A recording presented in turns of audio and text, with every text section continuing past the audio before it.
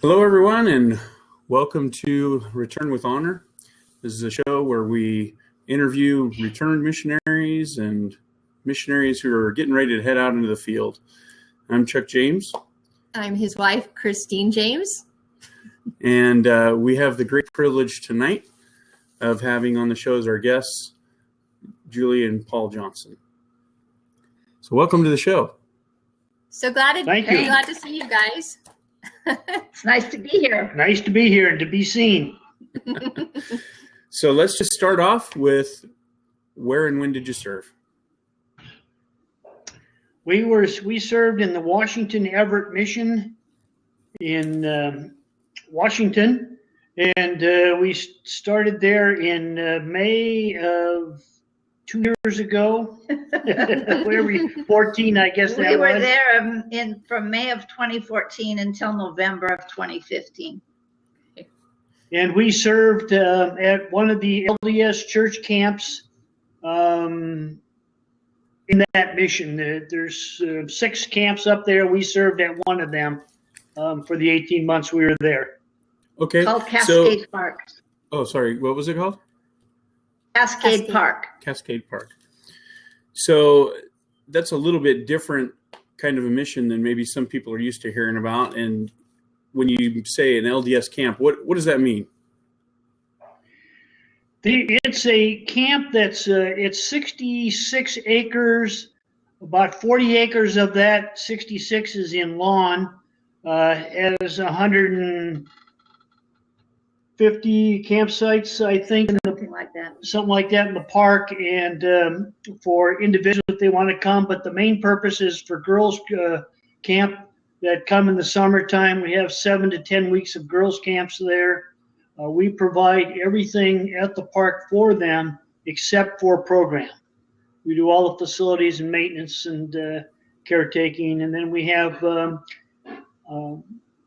beyond that we have some non-LDS groups that come in for the week. We have a lot of families that come in for the weekend, Boy Scouts that might want to come for the Friday night campouts.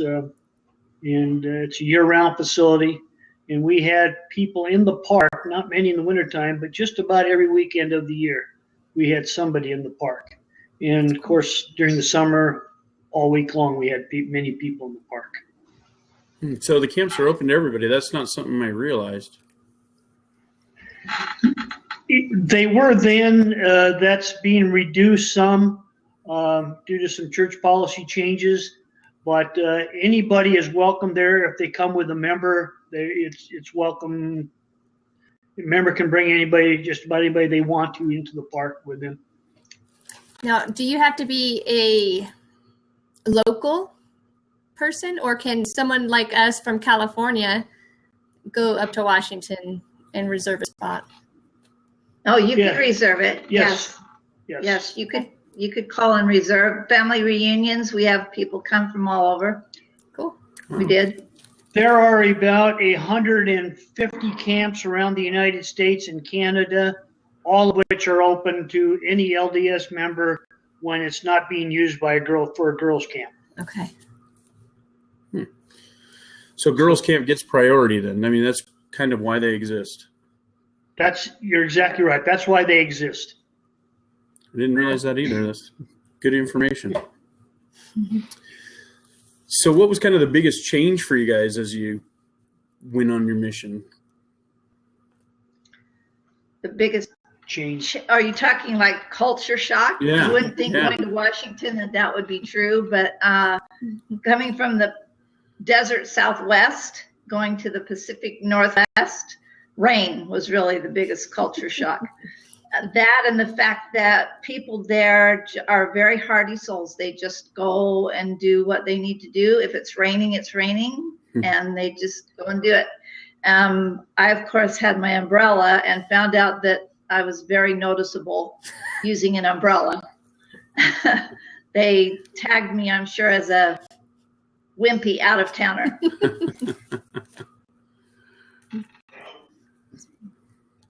Interesting. So how about you, Paul? It was the same for me, too. It was the greenery that's up there is just beautiful. but very foreign to desert dwellers. Mhm. It's just beautiful part of the country to be in, and different to be around. It did not bother us that the wetness and the green and being restricted in our field of vision. When you're in the desert, you can see 100 miles. You can see maybe a quarter of a mile there for the trees, and if you're going down the road, you see just barely the edge of the roads. But being there for a finite amount of time, it was very easy to accept and very easy to adapt to. And it was very, very beautiful. Yes. That's cool. I wouldn't mind going. What was kind of the biggest surprise for you? Oh, I think for me, the biggest surprise was being assigned to 66-acre area of your mission. How restrictive that is. It actually, even though we were out one day a week, we could go out and travel around and visit the sites and things. But when you're there 5 days a week in that little 60 acres, it gets a little confining at times. You welcome the opportunity to go to town to get some parts or something, to go to the bank to make a deposit or something. Yeah, I don't think I would have really thought about that, but really that's where you live 6 days a week, I guess. Yeah. Mm-hmm. Yeah. Yeah, that's right. And on the 7th day, where would you go? Oh, we would visit just about all. Oh, we're going to get in trouble for this. The mission has boundaries up there, and we were at all the boundaries of the mission at one time or another. And yeah, a lot of good sightseeing. Oh, good, Good. good. So anything new, as like new foods you came across, or any of those kinds of things as you went just a few states away? Actually, yeah, the availability of salmon was really, really nice. I mean, we've always loved salmon all our lives, but we had it a lot more up there. And I told Paul coming home, I'm not sure I could give that up. So we buy salmon more now than we did before we left. We had a couple connections up there that really fed us, kept us well stocked with fresh salmon, and it was very good, very nice to eat good, fresh, wild caught salmon. Yes, it was. It was. Cool. And we had cherries for a lot of the summer. Okay. They grow cherries on the east side of the Cascades, so that was very nice. I'm a big fan of cherries, so it was very nice to enjoy them for as long as we could. And then we had blackberries that grew on our property. Nice. Wow. So A lot of blackberries. It's kind of interesting Blackberries were like that just a couple of states away, it can be that different. absolutely. Oh, absolutely. Very different. Very different. Yes. Did you get sick of blackberries? No, actually, we didn't get enough of them, in my opinion. It's kind of it was a much shorter season than I thought they would be. I thought they would be a little bit longer. The other thing I found out was if a berry is ripe or right near ripe and it rains, the rain ruins the berry. Oh. So you really had to Savvy. pick your berries in between rain and hope you got enough ripe ones to make a good berry pie. And Julie's an excellent cook at berry pies and everything else. Berry pies are excellent.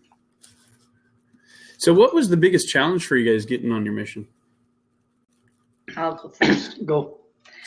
The biggest challenge for me was the learning curve, really, for the new tasks that I had to do. I mean, I'd never ridden a lawn tractor before, and so I had to learn to drive that. Yeah.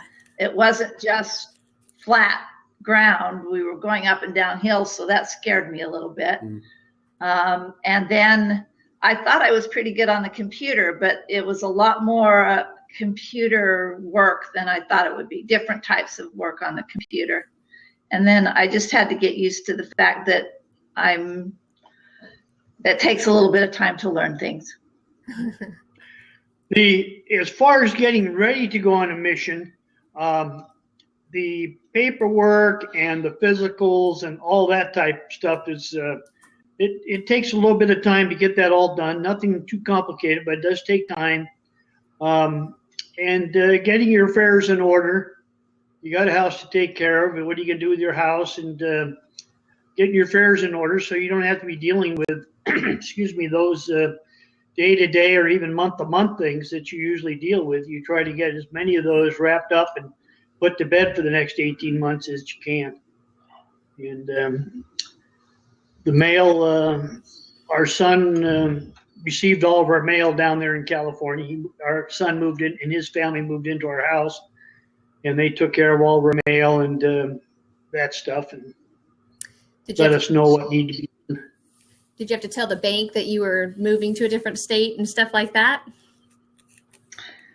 No. No. We banked with a credit union that was a very good credit union, and the money transaction was not an issue at all. Not an issue at all, money. So I think when you think about going as a mission or on a mission as a couple, it's a little bit different. You have a little bit longer to think about that and, contemplate what it's going to take to get on the mission, those kind of things. I'm kind of curious about what that was for you guys. How did you come to the conclusion that you were going to go? When did you decide you were going to go? Some of those kinds of things. Oh, I think we Decided a long time ago. A long time A ago. long time ago. Paul served a mission when he was a young man, and I did not serve a mission. And so that was really something that I wanted to have the experience of, as being a return missionary. We sent all 5 of our children on missions. And at that point, it was something that I really wanted, was to catch up with them and be a return missionary.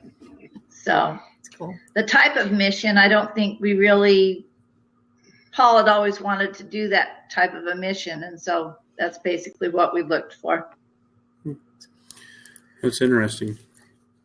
I'm amazed at the variety of type of missions there are. So it's pretty neat when I heard about yours that it was a mission. I didn't even realize that existed. And I think that's something that couples really need to consider. Mm-hmm. There are a lot of people that would be very afraid of doing what they consider a typical mission, going out knocking on doors or that type of thing.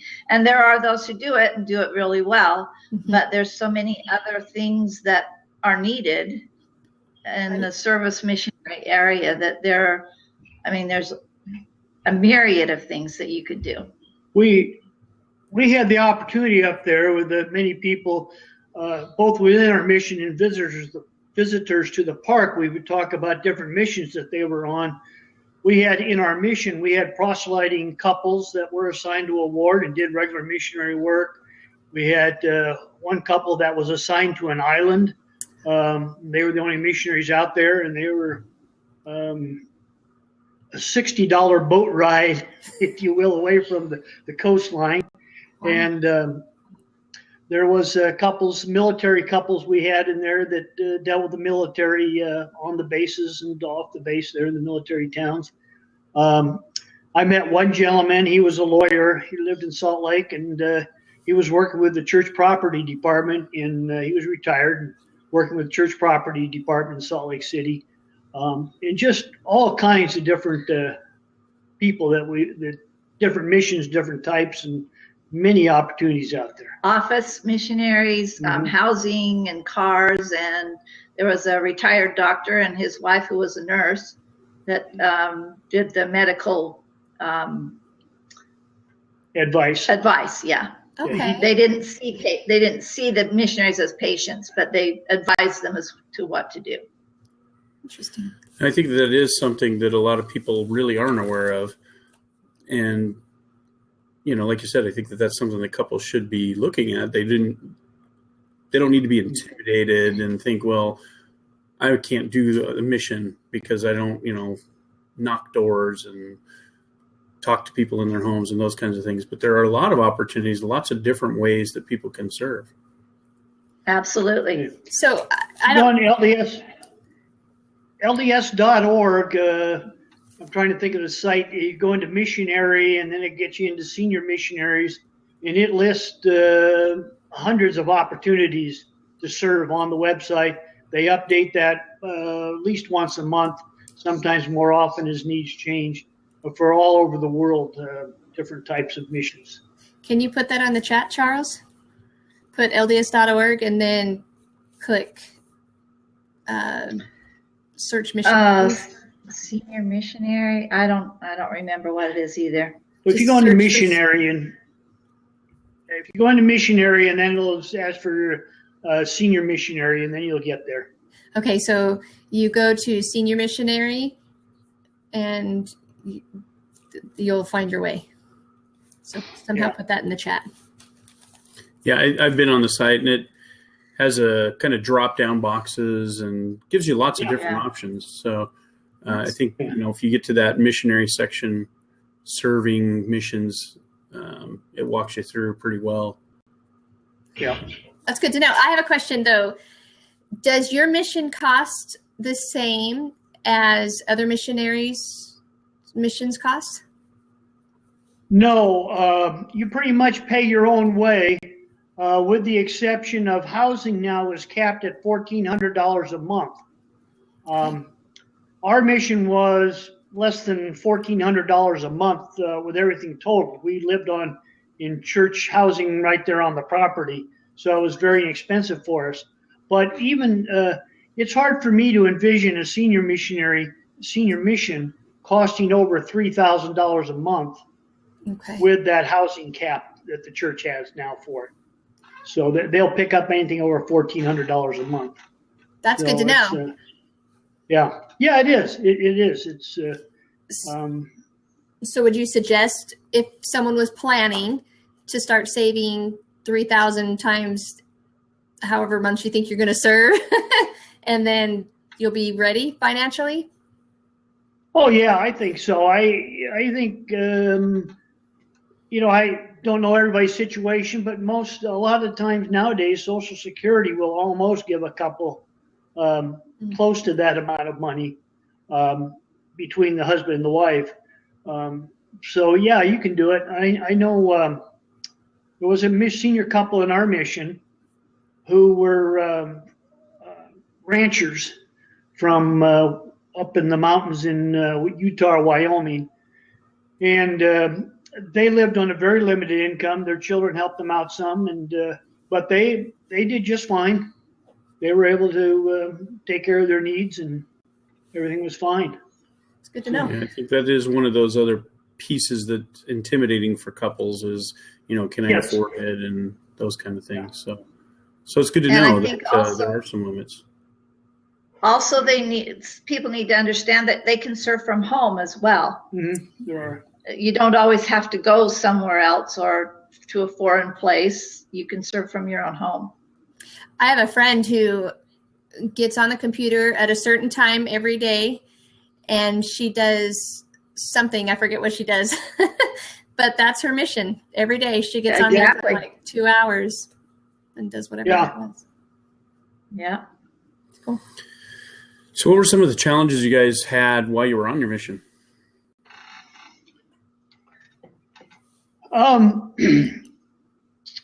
I think one of them was, I can't speak for Julie, but for me, one of the things that helped me out being on mission prior, I had very little anxiety. I knew that a mission would end, life would go on after my mission was over, and I could get into it very quickly. Within a matter of days, I was in the groove, so to speak.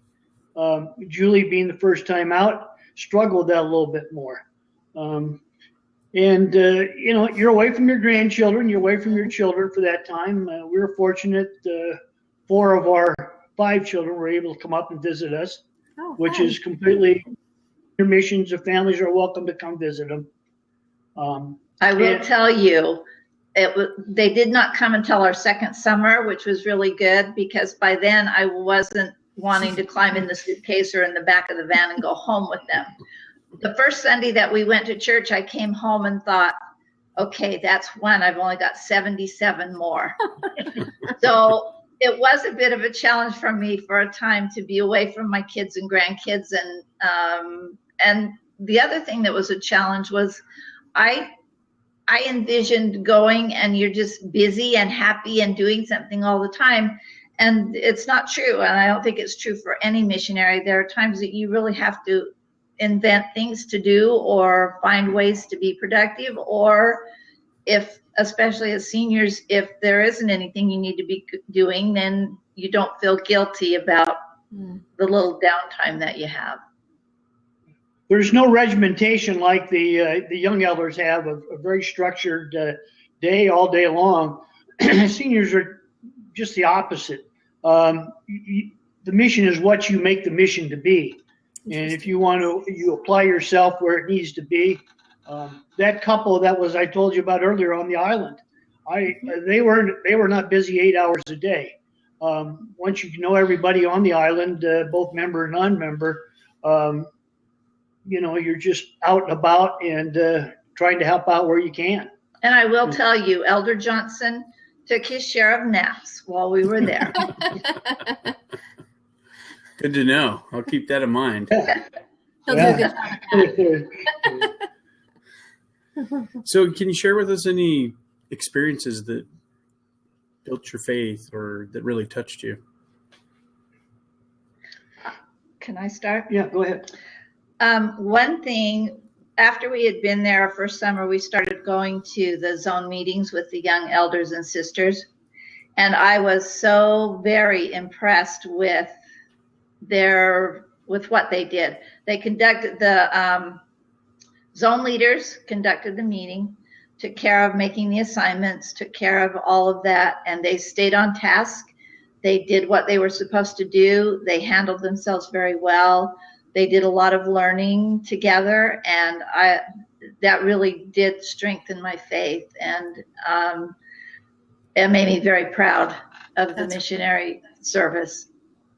And the other thing I was going to say is we were on dedicated property. That was a place that had been dedicated. And as we talked with the young women and explained that to them, that also was something that it increased my faith in knowing that you can be in many different places and have a spiritual experience and be close to Heavenly Father and feel safe and increase your faith. Right. We just had a lesson in seminary where we talked about sometimes we're not able to attend the temple because we're so far away. And I asked the seminary students, so what can you do instead? And so it was really fun hearing their examples of what they do in order to find their temple place, their sacred, reverent place. And a lot of times it was going on a walk. Yeah. Yep. I was going to say one of the things I really enjoyed and helped my faith out is we had several non-LDS groups come to the park. We had a Russian group that would come in for one Saturday a year, and they would bring 500 people in the park for a day. We had a Ukraine group. They came 3 different times with their youth for a week, and we had them, and some Girl Scouts were there for a week, and a couple other groups. But they were the best groups we had in the park, really. They were great to work with. They were good people. And it was really nice to see all these good people be able to come there and have a good, positive experience and to feel of their spirit as they felt of our spirit in the park. Very good. Very good. That's really interesting. So those were people actually coming from different parts of the world. It wasn't like a Russian group that lived in the state or something. They were actually traveling. No. Well, no, they lived there. They were church groups there. But, church groups. Okay. Yeah, they were different church affiliated groups. They all were. But a lot of them weren't out of their home countries very many years. Some spoke very little English. So did you learn other people's languages from those experiences? Oh no, we didn't have that much interaction with them. Darn. Probably got to eat some interesting foods though. Yeah, Yes, we did. yes, we did. We And they were very generous. they were very I'm sure generous. they were. Yes. Yes. Mhm. Some were absolutely excellent, and others were a little different to our palate. I was going to ask real quick before you ask the next question. How did you adjust? What things did you do to make it easier while you were away from your grandchildren and your children? Well, we Skyped with them at times, Okay. and really, I stopped worrying about them. I Okay. decided that I wasn't going to worry if I didn't get them called on their birthday. They were just going to have to understand that for the year or whatever that we were gone.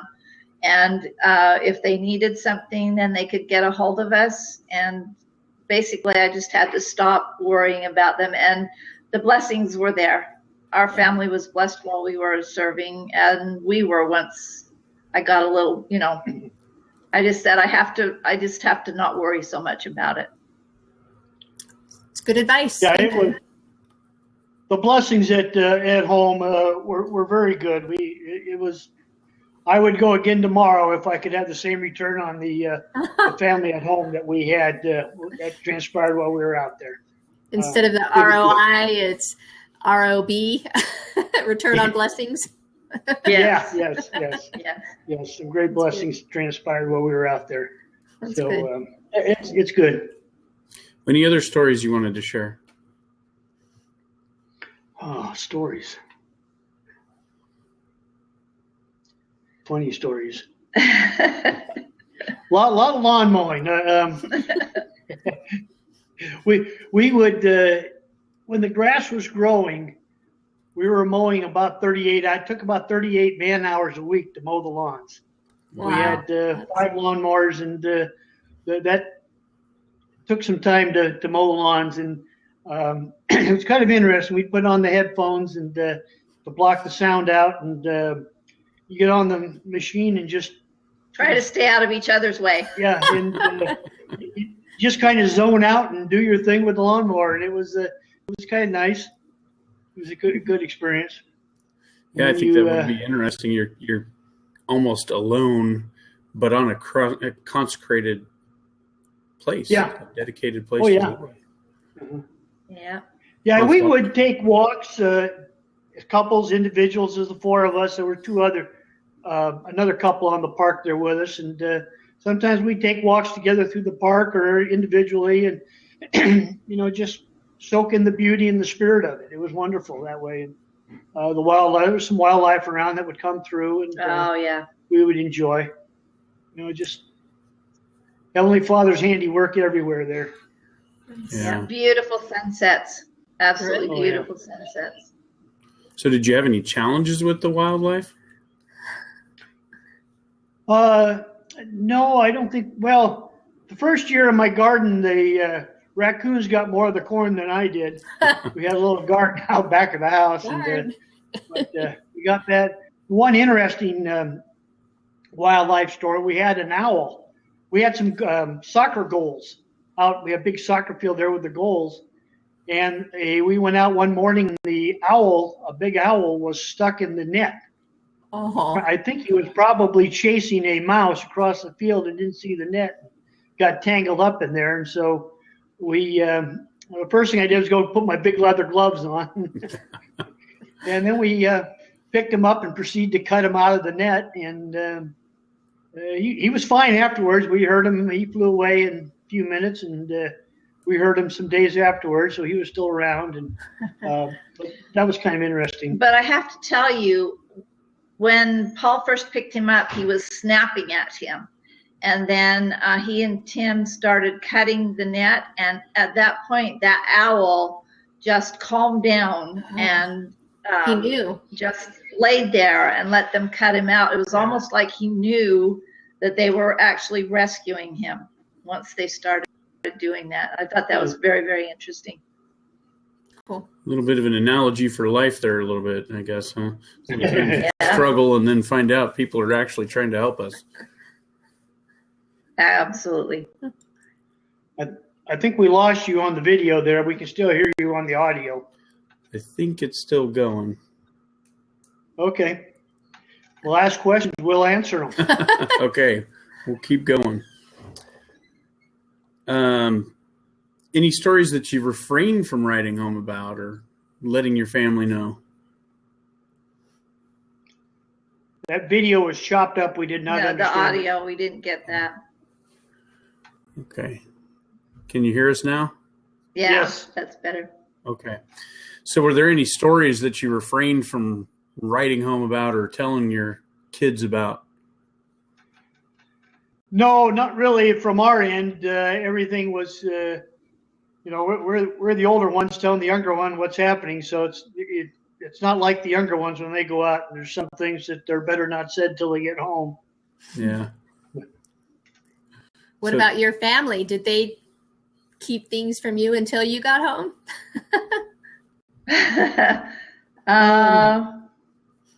I don't really think so. No, I don't think so. The flip side of that is I don't think they told us anything while we were out that was upsetting or out of the ordinary. It was pretty much status quo while we were out. So probably part of those blessings, like you were saying earlier. Yep. Family Yep. can be taken care of. Yes, they do. Well, how has your mission changed the way you see the world or changed you? I think for me, it's reaffirmed my my love of the gospel and the love of missionary work and the great challenge it is to get out there and find ways to share the gospel with our friends and neighbors. I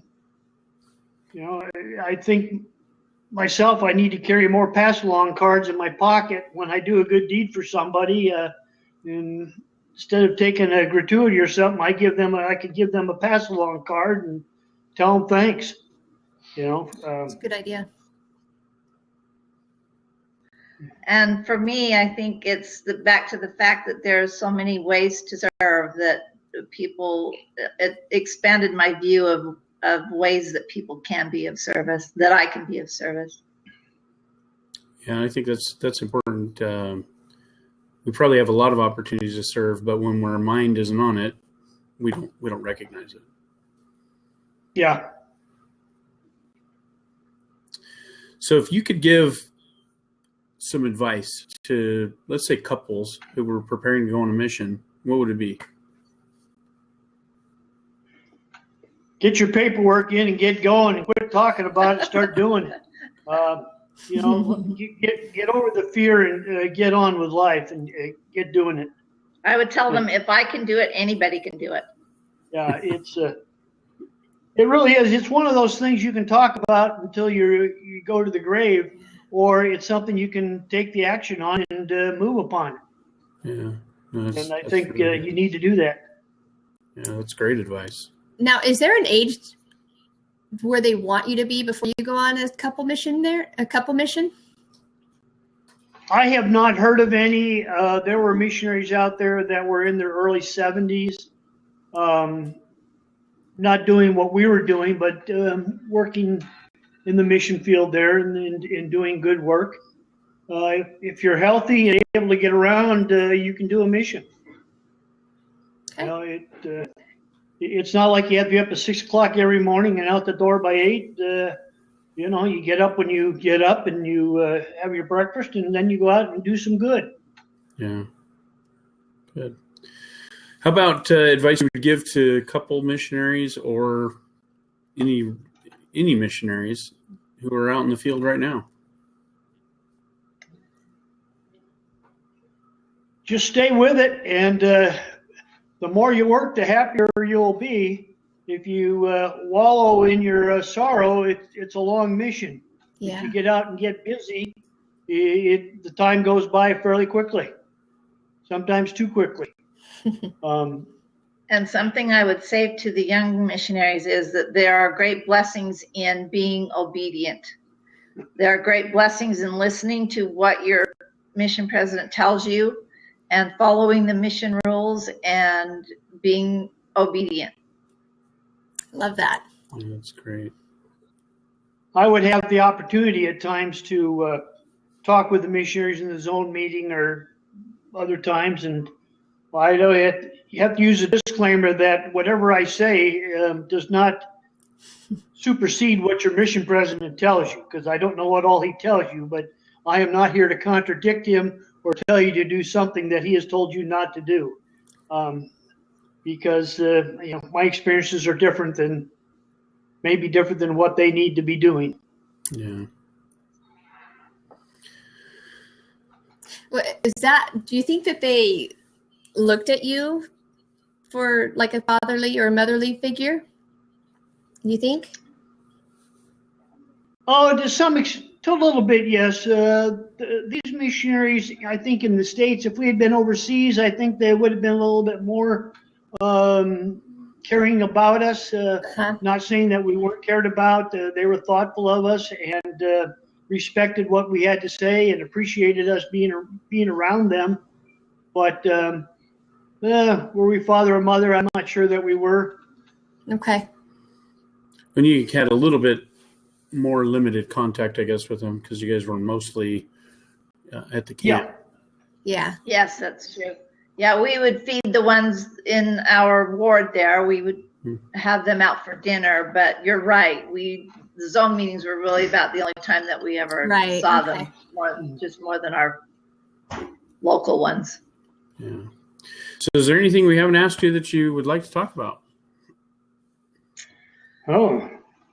There's one thing, there was one question that you gave us about what we would advise parents to do. Oh, Yeah. And that was one thing that I thought about was the role playing that we did at the zone conference. And I think that would be a great thing for parents to do In their family home evenings. in family home evenings or whatever in their homes, to have the kids practice talking to people or being in a situation where they're asked a question or something like that. I think it would help a lot.